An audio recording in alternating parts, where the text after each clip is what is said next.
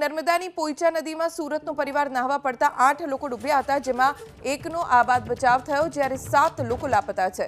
મોડી રાત્રે 12 વાગ્યા સુધી 7માંથી એક પણ વ્યક્તિ ન મળી આવી. હાલ તો એનડીઆરએફ, સ્થાનિકો અને વડોદરાની ફાયર ટીમ તરફથી ડૂબી ગયેલા લોકોને શોધખોળ શરૂ કરવામાં આવી છે. નર્મદા નદીમાં નેટ નાખીને પણ લાપતા લોકોની શોધખોળ કરવામાં આવી હતી.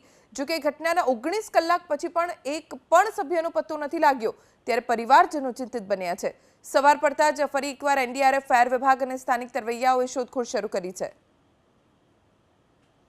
19 કલાક થઈ ગયા છે આ ઘટના બની તેને. માત્ર એક વ્યક્તિ બચ્યા છે અને અન્ય ક્યાં છે તેનો કોઈ પત્તો નથી. હજી પણ નદીમાં તેમની શોધખોળ ચાલુ છે. પોઈચામાં નાહવા માટે આ તમામ લોકો ગયા હતા. અમારા સંવાદદાતા કનકસિંહ પાસેથી જાણકારી પ્રાપ્ત કરીશું. કનકસિંહ, હજી પણ જે લોકો ડૂબ્યા હતા એક સિવાય તમામ લાપતા છે. વિગતો શું અને શું જહેમત ઉઠાવવામાં આવી રહી છે શોધખોળ માટે?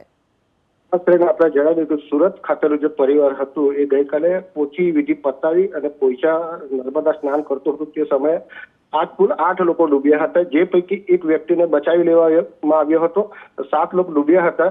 ગઈકાલે બપોર 12 વાગ્યાથી આજે સવારે 7 વાગ્યા સુધી રેસ્ક્યુ ઓપરેશન ચાલુ છે. અત્યાર સુધી એક પણ એની એ મળી નથી કે એ લોકો લાપતા જ છે.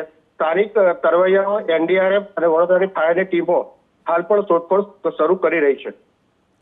આભાર કનકસિંહ જાણકારી આપવા માટે. તો હજી પણ સવારથી જ સર્ચ ઓપરેશન શરૂ કરવામાં આવ્યું છે.